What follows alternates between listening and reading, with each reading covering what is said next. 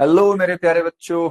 कैसे हो आप सभी? उम्मीद करता हूँ मेरे प्यारे बच्चे एकदम बढ़िया होंगे और अच्छे से पढ़ाई कर रहे होंगे।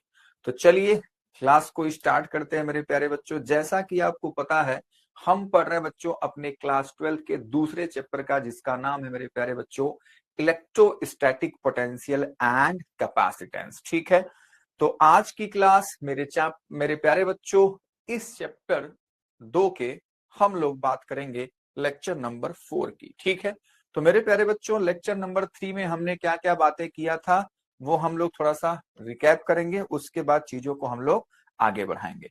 तो मेरे प्यारे बच्चों आज की क्लास में हम लोग इस चैप्टर के क्या क्या कॉन्सेप्ट के बारे में बातचीत करने वाले हैं जी। तो हम लोग बात करने वाले हैं सबसे पहले इलेक्ट्रिक कैपेसिटेंस के बारे में, जो कि हमने लेक्चर 3 में बच्चे वहीं पे क्लास को एंड किया था। ठीक है, जब हम लोग इलेक्ट्रिक कैपेसिटेंस को डिफाइन कर रहे थे, वो सारी चीजें हम लोग आज भी स्टार्ट करने वाले हैं। ठीक है, उसके बाद हम लोग बात करेंगे मेरे प्यारे बच्चों पैरेलल प्लेट कैपेसिटर के बारे में। ठीक है, तो मेरे प्यारे बच्चों चलिए स्टार्ट करते हैं आज की क्लास।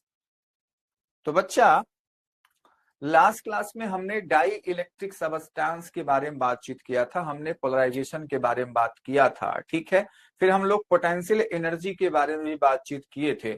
तो आज की क्लास में मेरे प्यारे बच्चों हम लोग सबसे पहले बात करेंगे इलेक्ट्रिक कैपेसिटेंस के बारे में। और यहाँ पे बच्चों हम लोगों ने लेक्चर नंबर 3 में हमने यहीं पे क्लास को एंड किया था, अगर आपको याद हो।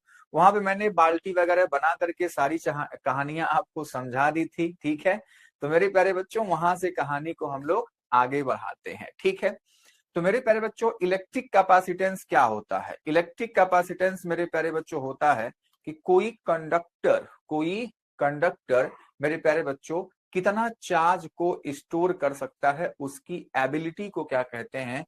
इलेक्ट्रिक कैपेसिटेंस कहते हैं। ठीक है, तो इसको आप लोग ऐसे डिफाइन कर सकते हो कि electrical capacitance of a conductor is related to its ability to store the electric charge. ठीक बात है।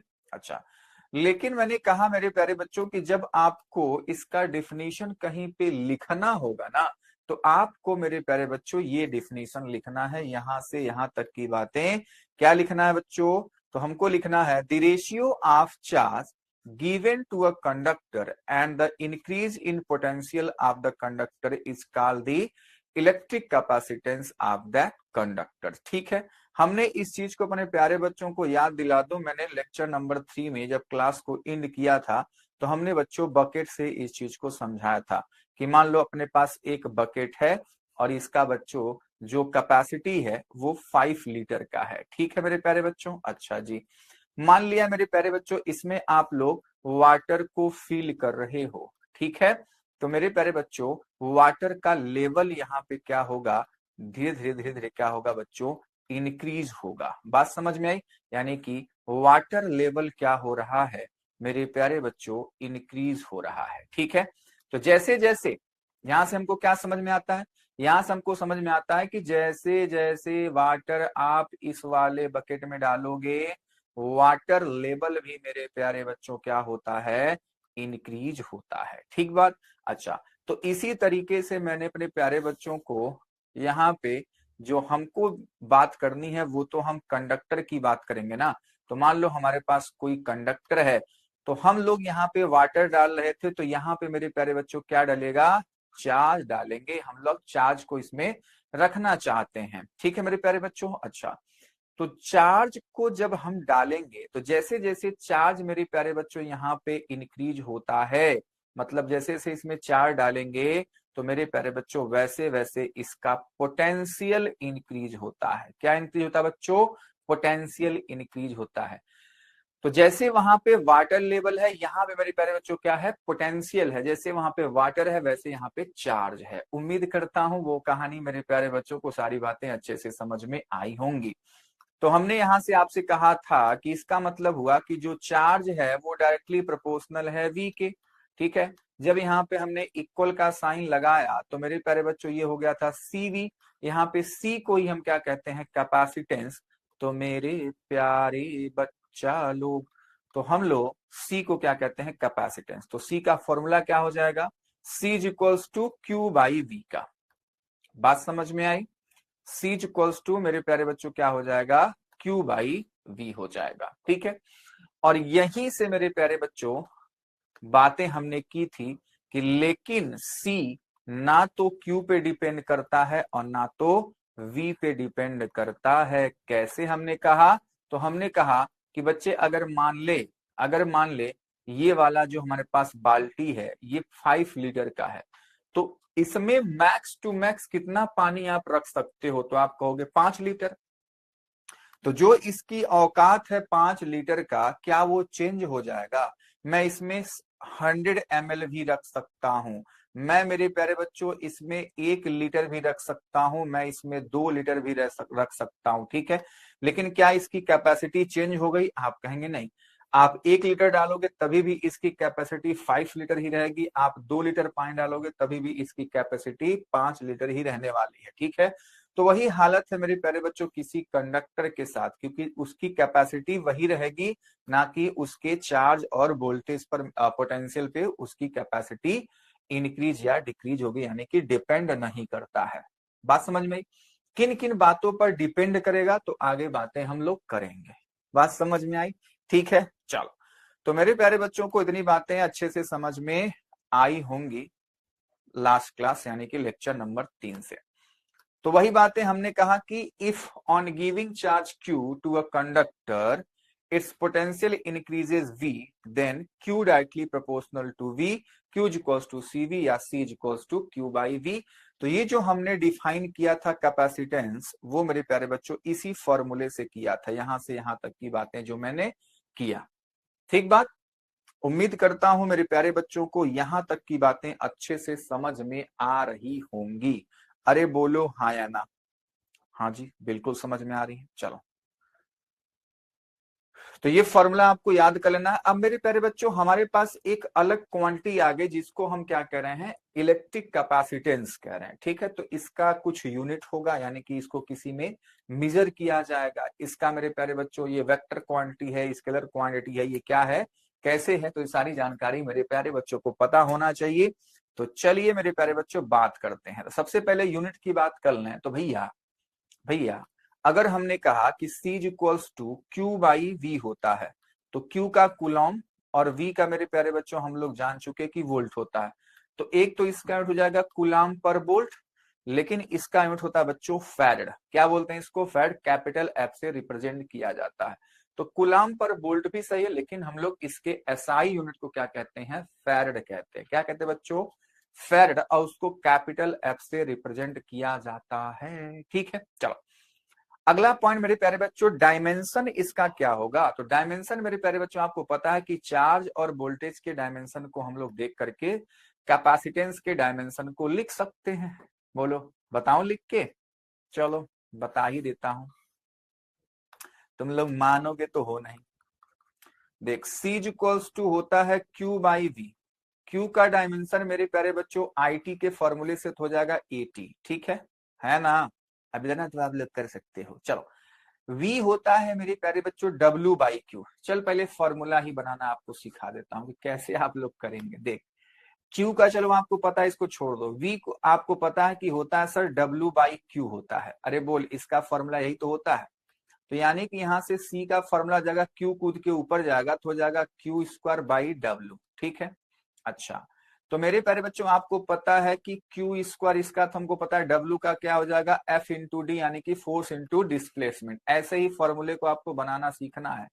तो अब आप डाल लो, ये हो जाएगा Q का 80 और इसका स्क्वायर, F का आपको पता है MLT माइनस 2 और D का क्या हो जाएगा मेरे प्यारे बच्चों, L हो जाएगा। बात समझ में आई कि नहीं आई? आप कहेंगे सर आई, बिल्कुल आई। अब हमको एक ही में सबको डब्बे में बंद करना है, तो m के पावर -1, उसके बाद L लिखते हैं। L कितनी बार सर? 2 बार है, तो -2। T ऊपर 2 बार, नीचे 2 बार, तो मेरे प्यारे बच्चे नीचे वाला ऊपर जाएगा, प्लस हो जाएगा, तो T के पावर 4 हो गया। अब A बचा, तो A का स्क्वायर। ठीक है, तो -1 -2 4 2, -1 -2 4 2। तो मेरे प्यारे बच्चों देखो वही वाली चीजें यहाँ पे साफ साफ लिखी हुई हैं। ठीक है, और जो मैं आपको बता रहा था कि जो सी होता है वो चार्ज और वी पे यानी कि पोटेंशियल पे डिपेंड नहीं करता, तो वो बातें यहाँ पे लिखी गई हैं। Capacitance C does not depends on charge and potential V. ठीक है मेरे प्यारे बच्चों। तो अब मेरे प्यारे बच्चों को याद होगा कि जब भी हम कोई नई क्वांटिटी डिफाइन करते, जैसे मान लो चार्ज डिफाइन किया था तो हमने 1 कूलम का डिफिनीशन दिया था, ठीक है। वैसे हमने पोटेंशियल डिफाइन किया तो मेरे प्यारे बच्चों हम लोग 1 वोल्ट को डिफाइन किए। तो अब एक नई क्वांटिटी आई जिसका नाम है मेरे प्यारे बच्चों कैपेसिटेंस, ठीक है। तो उसको हमने डिफाइन किया, तो अब उसके यूनिट को हम लोग डिफाइन करने जा रहे हैं कि यानी कि 1 फैरेड क्या होता है। तो मैंने अपने प्यारे बच्चों को इस कहानी को ऐसे ही समझाया था कि आप फॉर्मूले से ही चीजों को बनाओ, फॉर्मूले से ही चीजों को बनाओ कि अगर सी को करना है 1 फैरेड तो क्यू को करो 1 कूलम और वोल्टेज को करो 1 वोल्ट। कहानी खत्म, कहानी खत्म। अब इसको कैसे आप डिफाइन करोगे, तो आपको ऐसे लिखना है। क्या लिखना है? आपको लिखना है कि अगर मेरे प्यारे बच्चों किसी कंडक्टर को 1 कूलम चार्ज देने से उसका जो वोल्टेज है, उसका पोटेंशियल है 1 वोल्ट इंक्रीज हो जाता है, ठीक है। तो मेरे प्यारे बच्चों उसकी कैपेसिटी कितनी होगी? 1 फैरेड की होगी। तो वही बात है मेरे प्यारे बच्चों यहाँ पे लिखा गया है, आप पढ़ सकते हैं।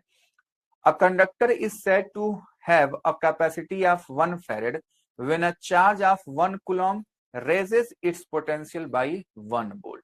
ठीक है मेरे प्यारे बच्चों, तो ये हमारे पास इसका क्या हो जाएगा? यूनिट हो जाएगा इसका फॉर्मूला हो जाएगा 1 farad by 1 farad equals to 1 coulomb by 1 volt का। समझ पाए? कोई दिक्कत, कोई परेशानी, कोई समस्या नहीं है। चलो मेरे प्यारे बच्चों, जैसे हमने सीखा था कि चार्ज का जो यूनिट होता है कूलम, वो बहुत बड़ा यूनिट है, उसी प्रकार से जो फैरेड होता है वो मेरे प्यारे बच्चों बड़ा यूनिट है। तो हम इसके छोटे यूनिट यानी कि जनरली हम लोग micro coulomb, pico coulomb, nano coulomb, इन सब की बातें करते हैं। और हमने पहले ही वाले लेक्चर में, है ना, पहले वाले चैप्टर में ही हमने पीको, नैनो, माइक्रो, फर्मी ये सब का बातचीत आपको बता दिया था। और हमने कहा भी था आपसे ये वाली बात कि अगर आप इस टेबल को याद कर लेते हैं तो आपका क्लास 12th का लाइफ थोड़ा सा आसान हो जाएगा। लेकिन आप लोग मेरी बातें तो मानते नहीं हो। चलो तो मेरे प्यारे बच्चों, farad is the largest unit of capacitance. Other unit क्या होता है? माइक्रो और पीको, मतलब मोस्टली यही यूज होते हैं। वैसे नैनो भी यूज होता है, ठीक है, नैनो फैरेड। तो मेरे प्यारे बच्चों उसको हम 10 टू द पावर माइनस का 9 फैरेड लिख देते हैं, ठीक है। तो ये सारी चीजें यूज होने वाली हैं, तो इनका जो मतलब वैल्यू है वो आपको पता होना चाहिए। अब मेरे प्यारे बच्चों हम आ जाते हैं इस चैप्टर के कॉन्सेप्ट कैपेसिटेंस के डेरिवेशन पे। कैपेसिटेंस हमारा चल रहा है, चैप्टर नंबर 2 चल रहा है, जिसमें हमने सबसे पहले पोटेंशियल सीखा, अब हम लोग कैपेसिटेंस सीख रहे हैं, ठीक है बच्चों। तो कैपेसिटेंस का बच्चे पहला डेरिवेशन आपके सामने है। डेरिवेशन क्या है बच्चों? Capacitance of an isolated spherical conductor. Capacitance of an isolated spherical conductor. तो मेरे प्यारे बच्चों हमारे पास एक स्फेरिकल कंडक्टर है जिसका रेडियस मेरे प्यारे बच्चों क्या है? कैपिटल आर है। क्या है बच्चों? कैपिटल आर है। उसका सेंटर ओ है, ठीक है ना। और जब इस स्फेरिकल कंडक्टर को चार्ज किया जाता है तो ये बच्चों यूनिफॉर्मली इस पे चार्ज डिस्ट्रीब्यूट हो जाता है। लेकिन कहां पे? इसके सरफेस पे। ये बातें हमने पहले ही कर ली है, ठीक है। ये जो लाइनें दिखाई गई हैं मेरे प्यारे बच्चों, इलेक्ट्रिक फील्ड लाइंस हैं इसकी, ठीक है। तो मेरे प्यारे बच्चों इसके सरफेस पे जो पोटेंशियल होगा वो आपको पता है कि होना चाहिए 1/4 पाई एप्सिलॉन नॉट। अगर चार्ज Q है तो Q/R हो जाएगा, ठीक है। क्यों? क्योंकि मेरे प्यारे बच्चों इसके चार्ज को हम लोग इसके सेंटर पे कॉन्सेंट्रेटेड मानते हैं, ठीक है। रेडियस R है तो इसके सरफेस पे मेरे प्यारे बच्चों जो पोटेंशियल होगा वो इतना होगा, ठीक है। और आपको ये भी पता होना चाहिए कि जो पोटेंशियल है मेरे प्यारे बच्चों इसके सेंटर से सरफेस तक मेरे प्यारे बच्चों क्या होता है? कांस्टेंट होता है। इतनी बात मेरे प्यारे बच्चों को समझ में आई कि नहीं आई? आई सर। तो मेरे प्यारे बच्चों ऐसा फिगर बना करके क्या लिखना है? बार बार मैं कहा हूं, हमेशा आपको बताया हूं कि कोई भी डेरिवेशन आप लोग करते हो तो मेरे प्यारे बच्चों 3 स्टेप। कौन कौन सा? फिगर, फिगर के बारे में इंट्रो, उसके बाद मेरे प्यारे बच्चों कैलकुलेशन, ठीक है। तो हम लोग तो पहले कैलकुलेशन मैं अपने प्यारे बच्चों को बता देता हूं, जिससे कि मेरे प्यारे बच्चे डरे ना। बाकी साफ साफ सब कुछ चीजें सेम टू सेम वैसे ही लिखी होती हैं अपने प्यारे बच्चों के लिए, ठीक है। चलो, तो मेरे प्यारे लाल, देख, पोटेंशियल आपको पता लग गया, तो हम लोग जान गए ना, हमको कैपेसिटेंस निकालना है इस स्फेरिकल कंडक्टर का। तो we know that C equals to Q by V होता है। हाँ सर, अब ये जो V है उसकी वैल्यू बच्चे यहाँ पे डाल लेना, तो ये Q है और ये है sir 1/4πε0 Q by capital R। Oh my God, तो आपको दिख रहा है सर कि Q से ये Q कट्टी पिट्टी हो जाएगा और ये पूरी चीज ऊपर कूद के जाएगी। तो मेरे प्यारे बच्चों, ये चीज पूरी ऊपर कूद के आएगी तो क्या हो जाएगा, हो जाएगा सर 4πε0 R।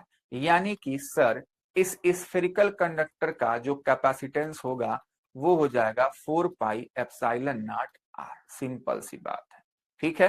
तो इसको हम घेर देंगे, यही आपका फॉर्मूला है छोटा सा। बात समझ में आई?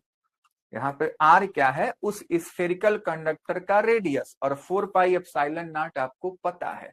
तो मेरे प्यारे बच्चा लोग, ये छोटा सा जो हमारे पास फॉर्मूला है बहुत ही इंपॉर्टेंट है आप लोगों के लिए, ठीक है। इसी फॉर्मूले से हम लोग मेरे प्यारे बच्चों अर्थ का कैपेसिटेंस हम लोग कैलकुलेट कर सकते हैं, ठीक है। क्योंकि अर्थ हमारा मेरे प्यारे बच्चों क्या है, एज अ कंडक्टर हम उसको अगर देखते हैं तो मेरे प्यारे बच्चों उसके हम लोग कैपेसिटेंस को कैलकुलेट कर सकते हैं। और ये आपके बोर्ड एग्जाम में मेरे प्यारे बच्चों आया हुआ क्वेश्चन है कि अर्थ का कैपेसिटेंस कितना होगा। तो मेरे प्यारे बच्चों, एक क्वेश्चन आपके लिए इसी फॉर्मूले से, अभी मैं डेरिवेशन दिखा दूंगा, हो चुका है, ठीक है। इसी से एक क्वेश्चन कि मेरे प्यारे बच्चों, हमको पता है कैपेसिटेंस ऑफ अर्थ,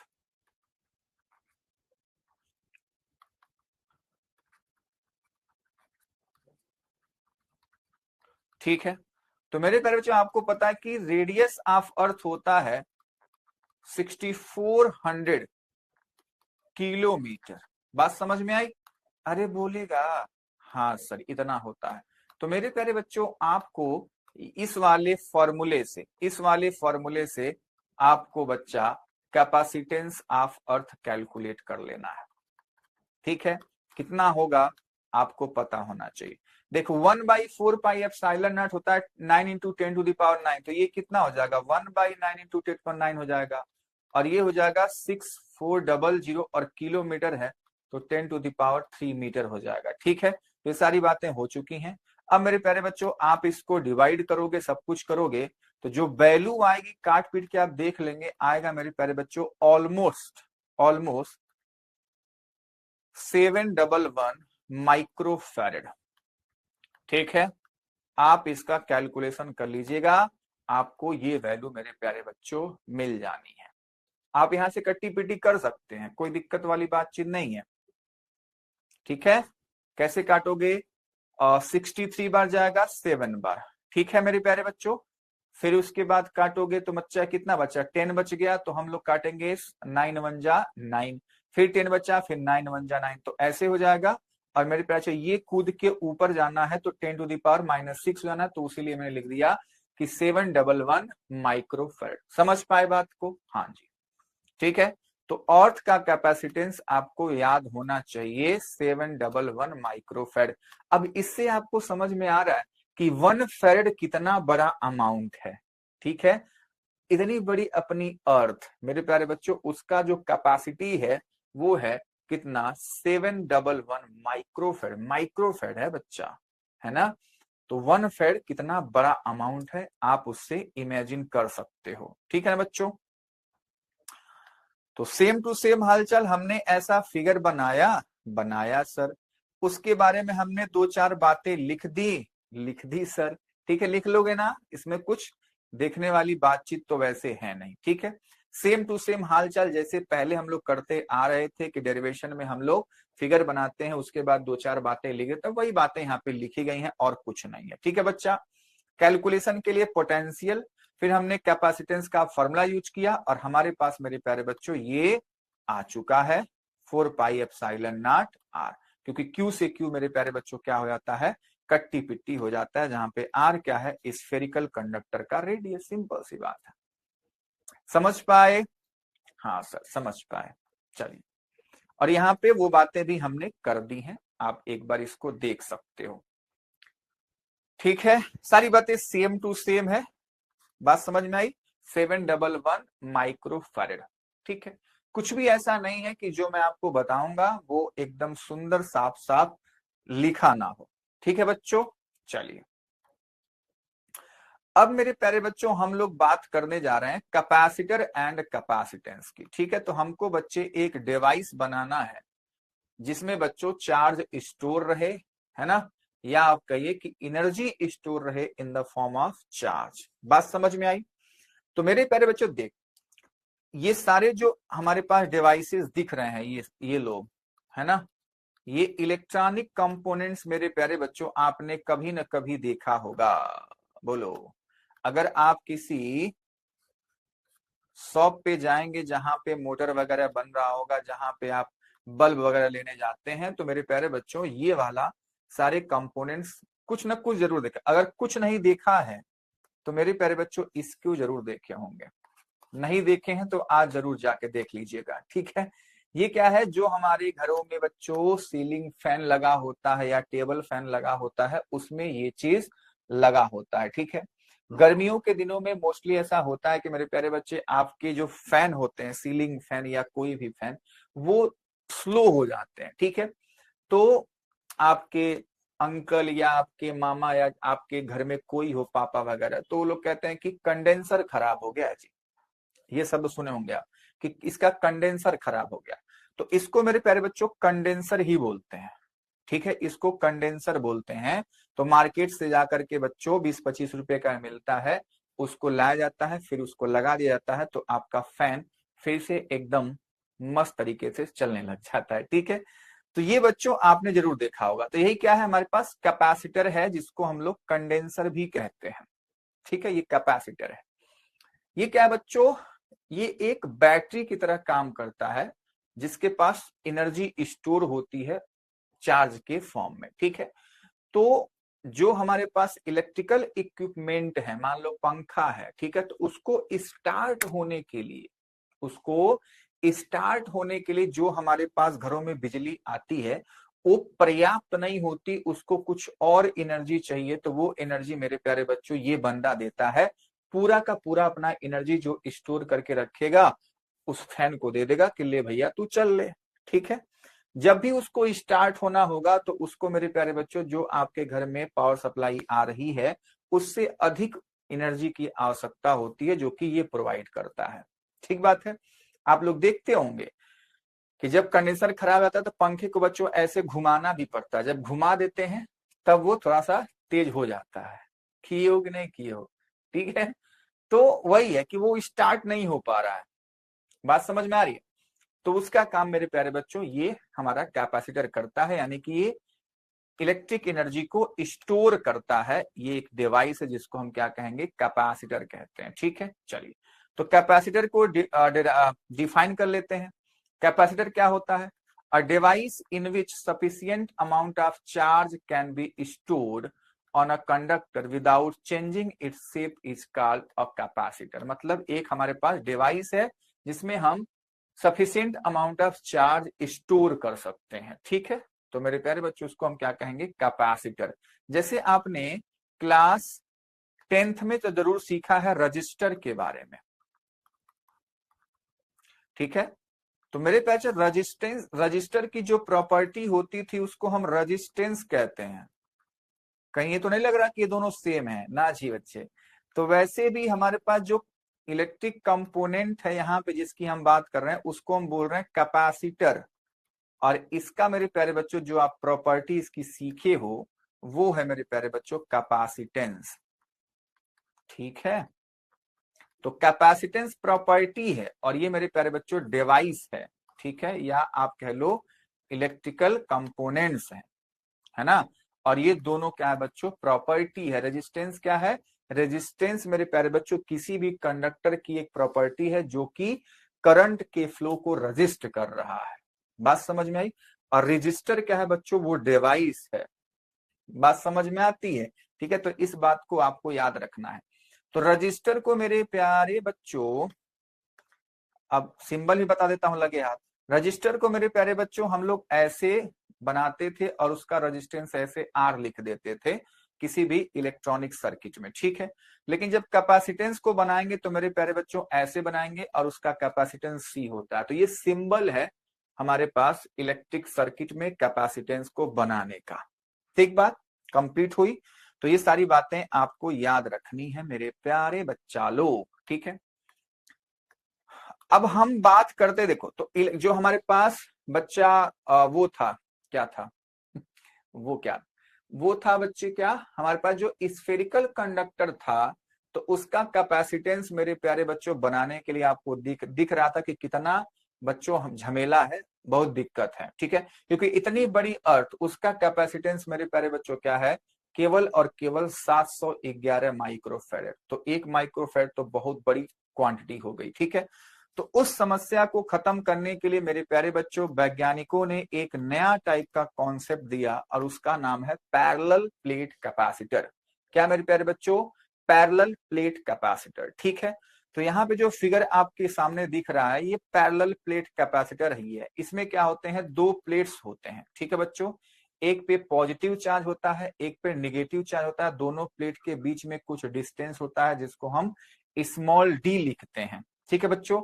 और कभी कभी इन दोनों प्लेटों के बीच में एयर, फ्री स्पेस या कोई डाइलेक्ट्रिक सबस्टांस भी होता है, जो कि हम लोग डाइलेक्ट्रिक्स पढ़ चुके हैं इसी चैप्टर में।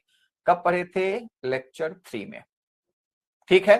तो ये जो फिगर आपके सामने दिख रहा है मेरे प्यारे बच्चों, ये क्या है, एक पैरेलल प्लेट कैपेसिटर है, ठीक है। चलो, तो यहां से इसी वाले फिगर से मेरे प्यारे बच्चों अब हम लोग कैपेसिटर के कैपेसिटेंस को फिर से डिफाइन करेंगे, ठीक है। तो चलो डिफाइन कर लेते हैं। क्या होगा, होगा ये बच्चा, the ratio of charge given to one plates of capacitor and the potential difference between the two plates is called capacitance of the capacitor, ठीक है। अब हम लोग 2 पैरेलल प्लेट कैपेसिटर के हिसाब से हम लोग कैपेसिटर के कैपेसिटेंस को डिफाइन कर रहे हैं और कुछ नहीं। जो अभी तक आपने सीखा था किसी कंडक्टर के, स्फेरिकल कंडक्टर के, मान लो कैपेसिटेंस का फॉर्मूला C/Q/V, वही सेम टू सेम है। लेकिन अब हम लोग पैरेलल प्लेट्स के कैपेसिटेंस की बातचीत करने जा रहे हैं, ठीक है। तो formula same to same, definition भी सेम टू सेम होगा। तो मेरे प्यारे बच्चों डरने का नहीं, कोई भी डिफिनेशन आपको याद हो, अगर आपको कैपेसिटेंस पूछ रहा है तो आप उस डिफिनेशन को चिपका सकते हैं, ठीक है।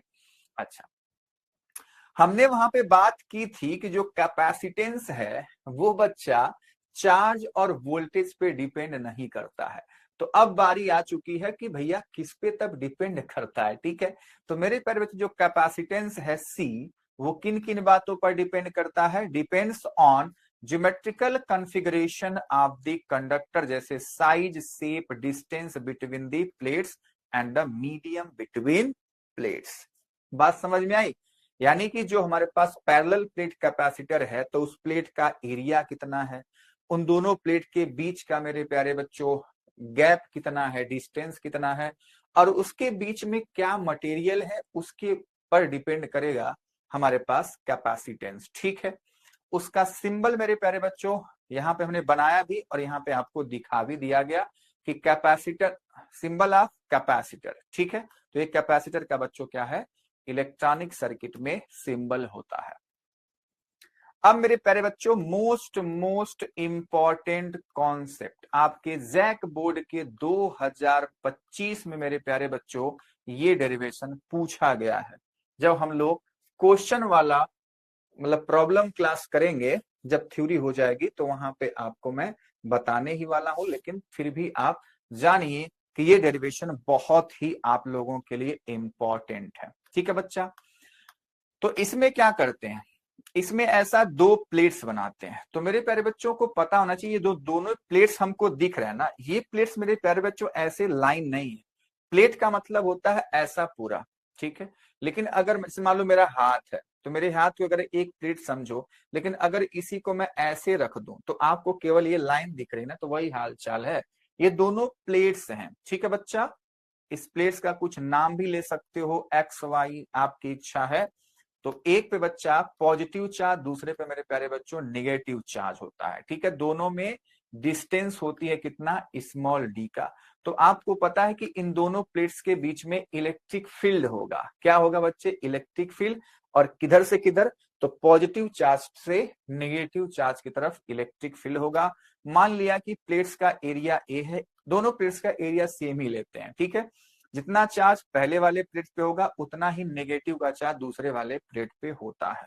इतनी बात मेरे प्यारे बच्चों को समझ में आई कि नहीं आई, तो आई, ठीक है बच्चों। चलो, तो बीच में इलेक्ट्रिक फील्ड क्या होगा, चलो सबसे पहले वो कैलकुलेट करते हैं। बाकी अगर डेरिवेशन है तो डेरिवेशन के लिए 3 स्टेप आपको याद होना चाहिए कि क्या क्या स्टेप रोहित सर फॉलो करते हैं। फिगर के बारे में इंट्रो, उसके बाद कैलकुलेशन। चलो, तो सबसे पहले आपको ये याद होना चाहिए, लेकिन मैं निकलवा के दिखा देता हूं कि मान लो इसके प्लेट्स के बीच में इलेक्ट्रिक फील्ड कितना होगा, ठीक है बच्चों। चलो, तो आपको पता है कि अगर हमारे पास कोई, मेरे प्यारे बच्चों, एक इनफाइनाइट लेंथ का प्लेन शीट था, तो उसके लिए बच्चों इलेक्ट्रिक फील्ड का फॉर्मूला क्या था, तो आप कहते हैं sir sigma by 2 epsilon not था। बस सिंपल सी बात। तो मेरे प्यारे बच्चों, इस वाले प्लेट के कारण बच्चों जो इलेक्ट्रिक फील्ड होगी वो होगी सिग्मा बाई 2 एप्सिलॉन नॉट, ठीक है। डायरेक्शन किधर होगा, इस डायरेक्शन में, प्लस मतलब एक्स प्लेट से वाई प्लेट की तरफ, ठीक है। ये निगेटिव चार्ज है, तो इसके लिए बच्चों जो इलेक्ट्रिक फील्ड होगी इसी डायरेक्शन में, अमाउंट क्या होगा, फिर से वही होगा, is equals to sigma by 2 epsilon naught. तो आपको दिख रहा है कि दोनों का मेरे प्यारे बच्चों जो इलेक्ट्रिक फील्ड है वो सेम है, और दोनों का इलेक्ट्रिक फील्ड एक ही डायरेक्शन में है। तो जो ई नेट होगा दोनों प्लेटों के बीच में वो क्या हो जाएगा, सिग्मा बाई एप्सिलॉन नॉट, ठीक है। तो ये बातें आपको पता होनी चाहिए कि दोनों प्लेटों के बीच में जो इलेक्ट्रिक फील्ड होता है वो होता है सिग्मा बाई एप्सिलॉन नॉट, ठीक है। ये सारी बातें मैं रब कर दे रहा हूं ताकि फिगर एकदम सुंदर सुंदर साफ साफ आपको दिखे, ठीक बात है। तो मेरे प्यारे बच्चों, ऐसे डेरिवेशन, क्योंकि 2 डेरिवेशन अभी हम लोग जस्ट करने वाले हैं जो कि बहुत ही इंपॉर्टेंट है, तो इन दोनों डेरिवेशन में हम लोग स्टेप बाय स्टेप बात करेंगे। देखो, कैलकुलेशन के लिए पहला स्टेप कि हमको इलेक्ट्रिक फील्ड चाहिए, तो इलेक्ट्रिक फील्ड हमारे पास है सिग्मा बाई एप्सिलॉन नॉट। अब मेरे प्यारे बच्चों, इसी इलेक्ट्रिक फील्ड को इन टर्म्स ऑफ चार्ज भी आप लिख सकते हो ना। क्यों जी, क्योंकि हमको पता है कि भैया सिग्मा इज इक्वल्स टू होता है, सिग्मा इज इक्वल्स टू क्या होता है जी, क्यू बाई ए। तो अगर मैं इसी को यहाँ पे पुट करूं तो मेरे प्यारे बच्चों क्या हो जाएगा, ये हो जाएगा Q by A epsilon not, क्योंकि हमने चार्ज प्लस क्यू कैपिटल लिखा हुआ है, चाहे प्लस क्यू लिखो चाहे माइनस क्यू लिखो, आपकी इच्छा है, ठीक है बच्चे। चलो, तो मेरे प्यारे बच्चों ये इलेक्ट्रिक फील्ड की वैल्यू हो गई। हाँ जी, अब दूसरी बात आपको ये याद रखना है कि हमने यहाँ पे इस चैप्टर में सीखा relation between electric field and electric potential. तो क्या डिफिनीशन था जी, हमारे पास फॉर्मूला था is equals to D V by D R. और याद करो वो दिन मैंने बताया था कि जब हम कैपेसिटर पढ़ेंगे तो मेरे प्यारे बच्चों वहां पे हम लोग इसका ये फॉर्मूला यूज करेंगे, ठीक है। E is equals to V by D वाला फॉर्मूला। बताओ ये कहा था कि नहीं कहा था, अगर कोई कह देगा कि नहीं कहे थे तो बहुत पीट के मारूंगा ठीक है, हमने कहा था कि जब कैपेसिटर पढ़ेंगे तो इस वाले फॉर्मूले का हम लोग वहां पे यूज करने वाले हैं, ठीक है। तो बस मेरे प्यारे बच्चों, by is equals to V by D. तो मेरे प्यारे बच्चों, हम लोग यहाँ पे दोनों प्लेट्स के बीच का पोटेंशियल डिफरेंस कैलकुलेट करेंगे। V इक्वल्स टू हो जाएगा हमारे पास E, V equals to E. D अगर चाहिए तो मेरे प्यारे बच्चों इस फॉर्मूले में एक प्लेट को हम लोग ग्राउंड भी कनेक्ट कर देते हैं, ठीक है, वो ज्यादा अच्छा रहता है। बात समझ में आई? तो आप करिए ना करिए आपकी इच्छा, लेकिन कर देंगे तो ज्यादा अच्छी बात है। एग्जामिनर एकदम भर भर के आपको मार्क्स देता है, ठीक है। चलो, तो मेरे प्यारे बच्चों हम लोग इस फॉर्मूले से बात करेंगे तो हमारे पास पोटेंशियल डिफरेंस क्या हो जाएगा, ई की वैल्यू क्या है Q by A epsilon not, और यहाँ पे डी तो डी है, समझ पाए। चलो 2 पॉइंट हो गया। अब बस तीसरा पॉइंट क्या है बच्चों, डिफिनीशन से, किसके, कैपेसिटेंस के। तो कैपेसिटेंस का डिफिनीशन क्या कहता है, C equals to Q by V कहता है। तो ये जो पोटेंशियल आपने कैलकुलेट किया है बस V के जगह पे आपको पुट कर देना है तो कर दो, Q by A epsilon not D. अच्छा, अगर यहाँ पे कैपिटल Q यूज करें तो यहाँ भी कैपिटल Q ही यूज कर लेते हैं, है ना। तो इसलिए Q से Q कट्टी पिट्टी। अब ये A एप्सिलॉन नॉट ऊपर जाएगा तो एप्सिलॉन नॉट A और बाई डी। तो मेरे प्यारे बच्चों एक बहुत ही प्यारा सा हमारे लिए फॉर्मूला आ जाता है पैरेलल प्लेट कैपेसिटर का, epsilon not A by D, ठीक है। और इसी फॉर्मूले से हमने कहा कि कैपेसिटेंस बच्चों किस पर डिपेंड कर रहा है, ए मतलब एरिया पर डिपेंड करता है, ठीक है। कैपेसिटेंस किस पे डिपेंड करता है, डिस्टेंस बिटवीन प्लेट्स पे, ठीक है। तो लिख लो भैया, डिस्टेंस बिटवीन प्लेट्स, ठीक है। एप्सिलॉन नॉट क्या बता रहे हैं मेरे प्यारे बच्चों, दोनों के बीच का मीडियम पे भी डिपेंड करेगा, ठीक है। तो ये सारी बातें मेरे प्यारे बच्चों को पता होना चाहिए। और ये फॉर्मूला है पैरेलल प्लेट कैपेसिटर का, बहुत ही इंपॉर्टेंट फॉर्मूला है, इससे क्वेश्चन आपके एग्जाम में बनते ही बनते हैं, ठीक है।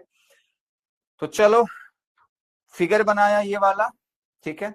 फिगर बनाने के बाद ये 2-4 बातें आपको लिख देनी है कि प्लेट्स का एरिया ए है, सिग्मा उसका चार्ज डेंसिटी है, बीच का डिस्टेंस डी है, पोटेंशियल डिफरेंस बी है। ये सारी बातें आप लिख दोगे। लिखने के बाद मेरे प्यारे बच्चों हमने स्टेप फॉलो किया कि V इक्वल्स टू ईडी लगाएंगे तो V की वैल्यू ये हो गई। उसके बाद मेरे प्यारे बच्चों कैपेसिटेंस के फॉर्मूले से हमने देखा तो हमने वो वैल्यू रख दिया, हमारे पास फॉर्मूला आ गया epsilon not A by D. मैंने कहा कि चार्ज स्मॉल क्यू कहीं लिखा है, कैपिटल क्यू लिखा है, तो उससे आपको कंफ्यूज नहीं होना है। स्मॉल क्यू लिखो या कैपिटल क्यू लिखो, कोई दिक्कत वाली बातचीत नहीं, ठीक है। अगर आप कहेंगे तो हम फिगर में स्मॉल क्यू डाल देंगे, कोई दिक्कत वाली बात नहीं है। डाल दूं या रहन दूं, आप यहाँ पे कैपिटल क्यू लिखो चाहे स्मॉल क्यू लिखो, आपकी इच्छा है, क्योंकि डेरिवेशन में हमने हर जगह स्मॉल क्यू लिखा है और मैं भी जल्दीबाजी में स्मॉल क्यू ही लिखता हूं, ठीक है। तो उससे डरने का नहीं, बात समझ में आई। इसी का दूसरा भाई है मेरे प्यारे बच्चों ये कि अगर इस पैरेलल प्लेट कैपेसिटर के बीच में अगर मान लो कोई डाइलेक्ट्रिक सबस्टेंस मेरे प्यारे बच्चों डाल दिया जाए तो उसके कैपेसिटेंस पे क्या प्रभाव पड़ता है ये हमको देखना है। चलो आओ देखते हैं। तो हेडिंग क्या है मेरे प्यारे बच्चों, capacitance of parallel plate capacitor when its plates are partially filled with dielectric material. ये भी मेरे प्यारे बच्चों आप लोगों के लिए इंपॉर्टेंट डेरिवेशन है। आप कहेंगे सर सारा इंपॉर्टेंट ही तो बोल देते हैं। तो मेरे प्यारे बच्चों सभी जो आपके डेरिवेशन होते हैं बारी बारी से पूछे जाते हैं तो मैं तो इंपॉर्टेंट कहूंगा ही। अब वैसे तो पूरा सिलेबस ही इंपॉर्टेंट है, सब कुछ आपको पढ़ना है, ठीक है। चलो तो मेरे प्यारे बच्चों सबसे पहले ऐसा फिगर बनाएंगे। फिगर तो मैं नहीं बनाने वाला क्योंकि फिगर तो बहुत आसान है, ठीक है। तो एक प्लेट्स का चार्ज प्लस क्यू, दूसरे वाले प्लेट्स का चार्ज माइनस क्यू, ठीक है बच्चे। अच्छा, दोनों प्लेट्स के बीच का डिस्टेंस डी है ना। दूसरे वाले प्लेट्स को हमने अर्थिंग कर दिया, मैंने कहा था कि कर दो ज्यादा अच्छा बात रहेगा, ठीक है, कर दिया। अब ये जो हमारे पास है ना ये है बच्चों डाई इलेक्ट्रिक, ये है डाई इलेक्ट्रिक सबस्टेंस, ठीक है, जिसका जो थिकनेस है, मोटाई है, वो कितना हमें ले लिया, स्मॉल टी ले लिया। बात समझ में आई। तो होगा क्या, अब देखो होगा ये कि जब डाई इलेक्ट्रिक सबस्टेंस डाल दोगे तो उसका इलेक्ट्रिक फील्ड कुछ और होगा और जहां पे एयर या फ्री स्पेस होगा उसका इलेक्ट्रिक फील्ड कुछ और होगा। तो यहाँ पे अब दो स्पेस हो गए हैं, मतलब दोनों प्लेटों के बीच में दो लोग हो गए हैं, दो मीडियम हो गया है, एक है एयर और एक है मेरे प्यारे बच्चों डाई इलेक्ट्रिक सबस्टेंस, ठीक है।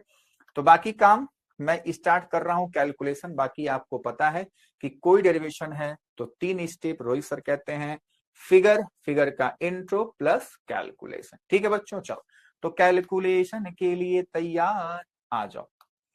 तो फिर से वही 3 स्टेप। पहला स्टेप मेरे प्यारे बच्चों, इलेक्ट्रिक फील्ड हमारे पास क्या है। ठीक है, तो यहाँ पे 2 मीडियम है। क्या बच्चों, 2 मीडियम। अब इन दोनों मीडियम का बच्चों इलेक्ट्रिक फील्ड अलग अलग। तो देख मैं यहाँ पे 2 कॉलम बनाऊंगा, एक एयर और एक मेरे प्यारे बच्चों डाई इलेक्ट्रिक सबस्टेंस। ठीक है, तो ध्यान से देखना, ध्यान से देखना मेरे प्यारे बच्चों। एयर का इलेक्ट्रिक फील्ड मान लिया ई नाट है और डाई इलेक्ट्रिक सबस्टेंस का इलेक्ट्रिक फील्ड ई है। अब ई नाट होगा क्या, तो हमने कहा ना सिग्मा बाई एप्सिलॉन नाट होता है, बोल। और इसके लिए मेरे प्यारे बच्चों सिग्मा बाई एप्सिलॉन लिखूंगा। अरे बोलोगे कि नहीं बोलोगे। अब उसके लिए एप्सिलॉन नाट नहीं लिखूंगा, क्योंकि डाइलेक्ट्रिक सबस्टेंस का कुछ डाइलेक्ट्रिक कांस्टेंट होता है, मान लो वो के दे रखा है। क्या देगा बच्चों, के। सब कुछ होता है ना। इसके डाइलेक्ट्रिक सबस्टेंस को हम क्या मान लेते हैं, के मान लेते हैं। चलो बहुत अच्छा सर। अब ई नाट को मेरे प्यारे बच्चों सिग्मा नहीं क्यू के फॉर्म में चेंज करो, तो क्या हो जाएगा, सिग्मा के जगह पे क्यू बाई ए डाल दिया, ये एप्सिलॉन नाट हो गया। और ये हमारे पास ई नाट है। और ये क्या हो जाएगा, ये भी हो जाएगा क्यू बाई ए, लेकिन अब एप्सिलॉन नाट नहीं, केवल और केवल एप्सिलॉन है। अब मेरे प्यारे बच्चों याद करो वो दिन, मैं यहाँ पे रब कर दूंगा, लेकिन याद करो वो दिन जब हमने डाइलेक्ट्रिक कांस्टेंट आपको समझाया था। तो वो होता है मेरे प्यारे बच्चों, किसी मीडियम का डाइलेक्ट्रिक परमिटिविटी और फ्री स्पेस के परमिटिविटी के रेशियो को हम कहते हैं मेरे प्यारे बच्चों डाइलेक्ट्रिक कांस्टेंट। तो यहां से अगर एप्सिलॉन की वैल्यू निकालो तो वो हो जाएगा के एप्सिलॉन नॉट। वाह सर क्या बात है। तो मेरे प्यारे बच्चों ई नाट तो ई नाट ही रह जाएगा, है ना। लेकिन मेरे प्यारे बच्चों जो ये बंदा है ना कि मीडियम मतलब डाइलेक्ट्रिक का जो इलेक्ट्रिक फील्ड है वो हो जाएगा is equals to Q by A. अब इप्सिलॉन के जगह पे क्या लिखूंगा, के एप्सिलॉन नॉट। सिंपल सी बात है, सिंपल सी बात है। ठीक है बच्चे, चलो इलेक्ट्रिक फील्ड की बात हो गई, इलेक्ट्रिक फील्ड की बात हो गई सर। दूसरा पॉइंट, दूसरा पॉइंट। अब बच्चों हम लोग क्या करना चाहते हैं, हम लोग पोटेंशियल डिफरेंस कैलकुलेट करना चाहते हैं। चलो जी, तो मेरे प्यारे बच्चों सबसे पहले बताओ फिगर को देख करके कि जब हम v equals to E into D लगाएंगे ना, फॉर्मूला तो यही है, v equals to E into D, पहले अभी जस्ट किया हुआ है। ठीक है, तो आप बताओ ये d क्या होता है। d होता है कि भैया कितने डिस्टेंस में एयर है, कितने डिस्टेंस में मेरे प्यारे बच्चों डाइलेक्ट्रिक मीडियम, मतलब उन दोनों प्लेटों के बीच का गैप है d। ठीक है, तो आप देख रहे हो कि भैया स्मॉल टी में डाइलेक्ट्रिक मीडियम है और पूरा पूरा बच्चे डिस्टेंस क्या है, डी है। तो मतलब टी को छोड़ करके यानी डी माइनस टी में क्या हुआ, एयर हुआ। तो बस सिंपल सी बात है। तो मेरे प्यारे बच्चों चलो ऊपर ही लिख दो उस बात को, उस बात को ऊपर ही लिख देता हूं ताकि आपको समझ में आएगा कि हमने देखा जो डाई इलेक्ट्रिक है वो बच्चे टी डिस्टेंस में है या टी स्पेस में है, लेकिन जो वैक्यूम या फ्री स्पेस कह लो या एयर कह लो, जो भी कह लो, मान लो एयर की ही मैं बात कर रहा हूं, एयर और वैक्यूम हम लोग सेम लेके चलते हैं, ये मैंने आपको बताया था। तो मेरे प्यारे बच्चों वो कितने में है, वो है डी माइनस टी में है। तो बस अब हम लोग v इक्वल्स टू फॉर्मूला लगाएंगे, v equals to E into D formula लगेगा। तो इसके लिए बच्चा जो इलेक्ट्रिक फील्ड है ई नाट है और डी के जगह पे क्या हो जाएगा, डी माइनस टी हो जाएगा। समझ पाए, बोलो कोई दिक्कत कोई समस्या तो नहीं होनी चाहिए, डी माइनस टी हो जाएगा। जब हम डाइलेक्ट्रिक सबस्टेंस के नीचे लिखेंगे तो मान लो मेरे प्यारे बच्चों उसका जो पोटेंशियल है, मान लो इसका मैं V1 लिख देता हूं, इसका V2 लिख देता हूं। ठीक है, तो वो हो जाएगा E इंटू टी, क्योंकि टी मोटाई का ही बस वो है। ठीक है, अब इलेक्ट्रिक फील्ड रख लो, ये V1 है, क्या हो गया Q बाई एप्सिलॉन नॉट ए। ठीक है, और ये हो गया डी माइनस टी, और इसका हमारे पास क्या हो जाएगा, ये हो जाएगा Q बाई के एप्सिलॉन नॉट ए और इंटू टी। अब मेरे पास टोटल जो पोटेंशियल होगा वो V1 प्लस V2 होगा, तो V equals to V1 plus V2। तो V इक्वल्स टू क्या हो जाएगा, दोनों को ऐड करो, epsilon naught A D minus T plus Q by के एप्सिलॉन नॉट ए और ये टी है। तो मेरे प्यारे बच्चा लोग जो कॉमन है कॉमन ले लो। क्या कॉमन है? Q by epsilon not a common है। हमारे पास बच रहा है यहाँ पे D माइनस टी, और यहाँ पे बच रहा है बच्चे T बाई के। सिंपल सी बात, बोल हाँ या ना, बोल दो। तो ये पोटेंशियल आ गया। अब मेरे प्यारे बच्चों थर्ड एंड लास्ट, वो क्या बच्चे? We know that C is equals to Q by V होता है। तो बस बच्चा इसी फॉर्मूले में इस पोटेंशियल को ला करके पुट करो। तो Q है। अब इस पोटेंशियल को पुट करने के लिए हमको हिम्मत चाहिए। हिम्मत नहीं तो क्या हुआ? हिम्मत नहीं तो क्या हुआ? हिम्मत नहीं तो दिक्कत हो जाएगी। तो बच्चा बड़ा दिख रहा है, लेकिन कोई बात नहीं, आप इसको जैसे है वैसे ही पुट करो। ठीक है, ये हो गया D माइनस टी, और ये हो गया T प्लस T बाई के। ठीक है, आपको दिख रहा है कि Q से Q कट्टी पिट्टी हो गया। ओ माई गॉड। अब ये एप्साइलन नॉट ए ऊपर जाएगा, तो C इज इक्वल्स टू हो जाएगा एप्साइलन नॉट ए बाई, अब तो आसान है, D माइनस टी और प्लस T बाई के। ठीक है, तो ये मेरे प्यारे बच्चों फाइनल एक्सप्रेशन है जब हमारे पास पैरेलल प्लेट कैपेसिटर के बीच में पार्सली बच्चा कोई डाइलेक्ट्रिक सबस्टेंस फिल होता है। ठीक है, बहुत ही इंपॉर्टेंट फॉर्मूला, बहुत ही। ठीक है, याद रहेगा, कर लोगे।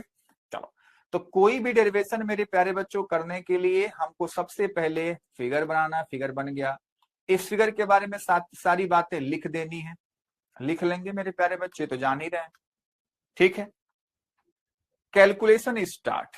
ठीक है बच्चों, एयर के लिए इलेक्ट्रिक फील्ड और डाइलेक्ट्रिक सबस्टेंस के लिए इलेक्ट्रिक फील्ड हमने ये बता दिया कि भैया वो टी में है और ये डी माइनस टी में है। Electric field between plates A distance T is E not. ठीक है, ना ना ना ना, यहाँ पे थोड़ी सी मिस्टेक है बच्चा, ये डी माइनस टी में, एयर डी माइनस टी में है ना बच्चों, और यहाँ पे टी है, ओनली टी।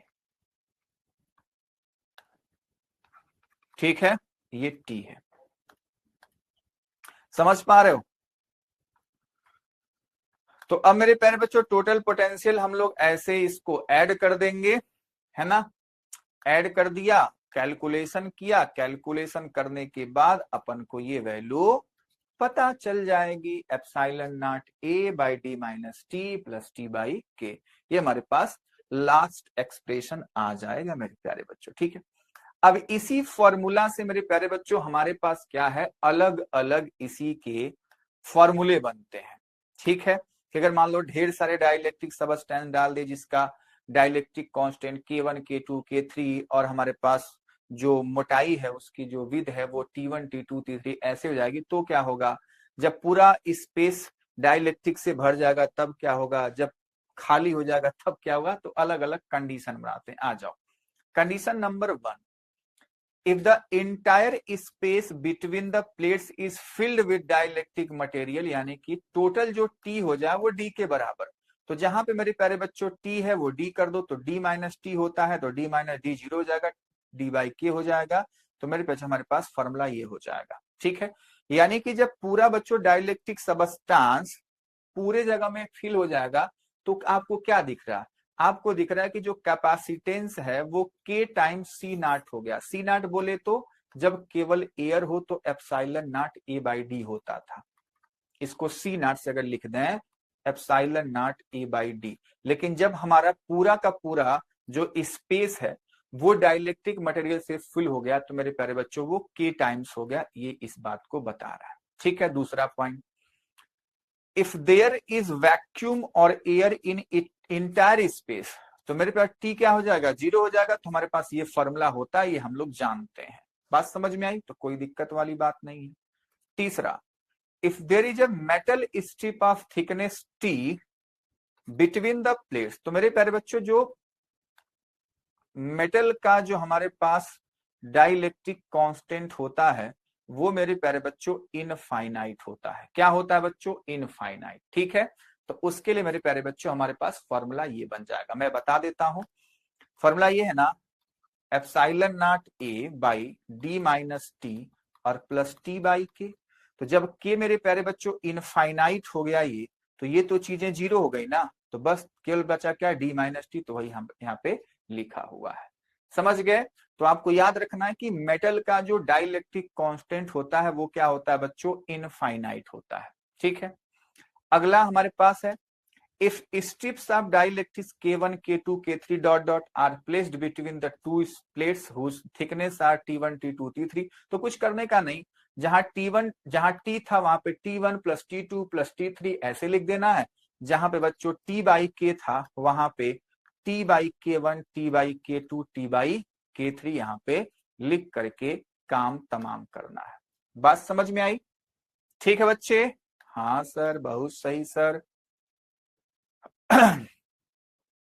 अगर मेरे प्यारे बच्चों, पांचवा number, if the entire space between the plates is filled with dielectric strip D equals to T1, T2, T3, then तो क्या हो जाएगा मेरे प्यारे बच्चों, ये ऐसा हो जाएगा। ठीक है ना, क्योंकि वहां पे बच्चों पूरा स्पेस फिल हो गया है। ठीक है, तो वो तो जीरो हो जाएगा, डी माइनस टी वाला। ठीक है, क्योंकि ये सब कुछ का क्या बन गया, ये बन गया, तो ये तो जीरो हो गया। तो ये अलग अलग हमारे पास कंडीशन है, इन सभी कंडीशनों को आपको याद रखना है। ठीक बात। अब मेरे प्यारे बच्चों, हम लोग एक आज की क्लास के लास्ट कॉन्सेप्ट पर पहुंच चुके हैं, और वो कॉन्सेप्ट आप जान भी चुके हैं। ठीक है, कि अगर मान लो पैरेलल प्लेट्स के बीच में कोई डाइलेक्ट्रिक सबस्टांस आ जा रहा है तो क्या हो रहा है, तो कैपेसिटेंस मेरे प्यारे बच्चों के टाइम्स इंक्रीज हो जा रहा है। सिंपल सी बात है। ठीक है, यानी कि समझ पाए ना मैं क्या कह रहा हूं? मैंने कहा कि अगर हमारे पास पैरेलल प्लेट कैपेसिटर है, ठीक है, इसको मान लो मैंने ऐसे बना दिया,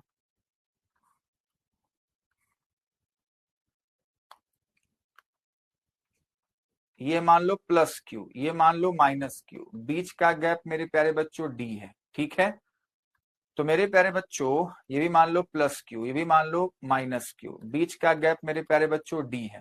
ठीक है, प्लेट्स का एरिया ए, यहां भी सब कुछ सेम टू सेम है।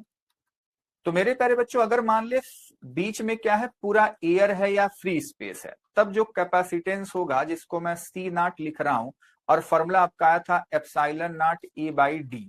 ठीक है, तो मेरे प्यारे बच्चों अगर मान ले ये पूरा जो स्पेस है ना, किसी डाइलेक्ट्रिक मीडियम से भर दिया गया जिसका डाइलेक्ट्रिक कांस्टेंट के है, तो इसका कैपेसिटेंस क्या लिखूंगा मैं, सी।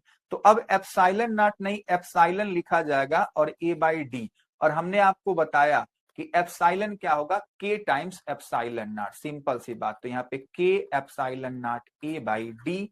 तो अगर आप इन दोनों को देख रहे हो, इस वाले को और इस वाले, तो यहां से क्या हमको रिजल्ट मिल रहा है, हमको मिल रहा है मेरे प्यारे बच्चों कि जो सी है वो के टाइम्स सी नॉट है। बस सिंपल सी बात है। ठीक है, तो किसी डाइलेक्ट्रिक मीडियम को डालने से मेरे प्यारे बच्चों जो कैपेसिटी है या कैपेसिटेंस है वो के टाइम्स इंक्रीज हो जाता है। ठीक बात है, अगर किसी डाइलेक्ट्रिक मीडियम को हम डाल देते हैं तो कैपेसिटेंस क्या हो रहा है, के टाइम्स बढ़ जा रहा है। तो चलो उसी बात को हम लोग करने जा रहे हैं। तो let the area of each plate of capacitance be A and the distance between plates is small d, the charges on the plates of the capacitor is this and this। सारी बातें वही हो रही है पैरेलल प्लेट कैपेसिटर की। Then electric field between this is this, इतना ही तो होता है। ठीक है बच्चों, अच्छा अब मेरे प्यारे बच्चों if potential difference between the two plates is V naught, तो मेरे पास इलेक्ट्रिक फील्ड ये और कैपेसिटेंस, सिंपल सी बात है कि जब हमारे पास एयर होगा तो कैपेसिटेंस क्या है, epsilon naught A by D है। ठीक है, ये तो हमको पता है जी, तो इतना क्यों घुमा फिरा रहे हो, तो कोई बात नहीं मेरे प्यारे बच्चों, अगर आपको डेरिवेशन में आएगा तो आपको ऐसे ही तो करना पड़ेगा, वो तो हम डेरिवेशन कर चुके, तब तो सीधा बोल दे रहे हैं ना कि दोनों प्लेटों के बीच का जो हमारे पास कैपेसिटेंस है वो epsilon naught A by D है। लेकिन अगर आपको यही कहा जाएगा कि so effect of dielectric on capacitance, तो आपको मेरे प्यारे बच्चों ये सारी बातें स्टेप बाय स्टेप करनी पड़ेंगी।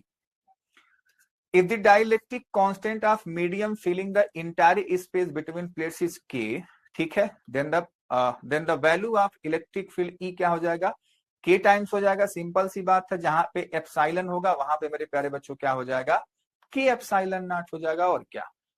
तो अब मेरे प्यारे बच्चों पोटेंशियल डिफरेंस ये हो जाएगा और हमारे पास जो कैपेसिटेंस है वो क्या बन जाएगा, वो बच जाएगा बच्चे के times epsilon naught A by D. तो हमको फाइनल रिजल्ट क्या मिला, हमको फाइनल रिजल्ट मेरे प्यारे बच्चों ये मिल रहा है, ठीक है, कि C इज इक्वल्स टू के सी नॉट के, C इज इक्वल्स टू के सी नॉट के मेरे प्यारे बच्चों ये फाइनल रिजल्ट हमको मिल रहा है ना। उम्मीद करता हूं मेरे प्यारे बच्चों को इतनी बातें अच्छे से समझ में आनी चाहिए। अरे बोलो हाँ या ना। ठीक है बच्चों, तो ये बातें आपको पता होनी चाहिए और ये बातें हमने कर ली कि जब वैक्यूम होगा तो C naught is equal to epsilon naught A by D, जब कोई मीडियम आ जाएगा पूरे स्पेस में तो वो के टाइम्स हो जाएगा और दोनों को हम देखेंगे तो सी इज इक्वल टू के सी नॉट हो जाएगा। ठीक है, क्या इतनी बातें सारी समझ में आई। तो आज की क्लास में मेरे प्यारे बच्चों हमने मोस्ट इंपॉर्टेंट दो डेरिवेशन को किया है जो कि पैरेलल प्लेट कैपेसिटर ही है। एक जब उसके बीच में फ्री स्पेस या एयर हो और दूसरा डेरिवेशन था जब उसमें मेरे प्यारे बच्चों पार्सली डाइलेक्ट्रिक मीडियम उसमें डाल दिया गया था। ठीक है, तो ये दोनों डेरिवेशन मेरे प्यारे बच्चों आपके एग्जाम पॉइंट ऑफ व्यू से बहुत ही इंपॉर्टेंट है, तो इन दोनों को अच्छे से आपको तैयार करना है। ठीक है, मेरी बात मानोगे, मानना पड़ेगा। चलो, तो मेरे प्यारे बच्चों आज की क्लास में इतना ही रखते हैं। ठीक है, मिलते हैं मेरे प्यारे बच्चों नेक्स्ट क्लास में, और उस क्लास मेरे प्यारे बच्चों सबसे पहले हम बात करेंगे कॉम्बिनेशन ऑफ कैपेसिटर के बारे में। जैसे आपने रजिस्टर का कॉम्बिनेशन देखा था, सीरीज कॉम्बिनेशन और मेरे प्यारे बच्चों पैरेलल कॉम्बिनेशन, उसी प्रकार से हम लोग कैपेसिटर के कॉम्बिनेशन को पहले सीखेंगे। ठीक है, उसके बाद धीरे धीरे मेरे प्यारे बच्चों चीजों को आगे बढ़ाएंगे और अपना चैप्टर समाप्ति के कगार पर होगा। ठीक है, तो मेरे प्यारे बच्चों उम्मीद करता हूं आज की क्लास में जो भी आपने सीखा सब कुछ समझ में आया होगा। अगर आपको किसी भी कॉन्सेप्ट से रिलेटेड मेरे प्यारे बच्चों अगर कोई क्वेरी हो, कोई डाउट हो, तो आप लोग मेरे प्यारे बच्चों फिलो एप्लीकेशन को जरूर डाउनलोड कर लीजिए और हमारे एक्सपर्ट ट्यूटर के साथ जुड़ करके आप अपनी हर एक समस्याओं का समाधान पा सकते हैं। अगर मेरे प्यारे बच्चों ये वीडियो आपको पसंद आया हो तो प्लीज इसे लाइक, सब्सक्राइब और अपने दोस्तों के साथ शेयर करना ना भूलें, वो हमारे लिए मेरे प्यारे बच्चों बहुत ही हेल्पफुल होगा। ठीक है, तो चलिए इसी के साथ मेरे प्यारे बच्चों आज की क्लास इन करते हैं, मिलते हैं नेक्स्ट क्लास में मेरे प्यारे बच्चों। तब तक के लिए बाय बाय, टेक केयर, मस्त रहिए और स्वस्थ रहिए।